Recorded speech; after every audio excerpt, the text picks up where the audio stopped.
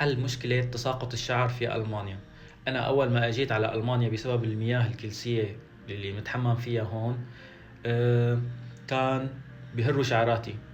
وكتير ناس قالوا لي بالفيديوهات انه يعني جاني كتير تعليقات على الخاص او على التعليقات انه شو النوع الشامبو اللي عم تستخدمه حتى بين معه الناعمين. ما بعرف شلون بينوا معكم الناعمين على التليفون او على الشاشة. المهم راح اعطيكم شو هي النوع الشامبو. هي عادي بعد ما استخدمتها انا كله تمام، ما عاد هر شعري. هي بانتين جرو سترونج، تلوى باي دي ام. اسمه بانتين جرو سترونج، هيك مكتوب عليه هون جرو سترونج.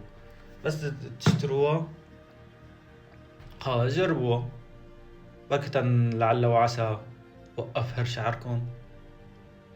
يلا سلام، هي ردينا عليكم.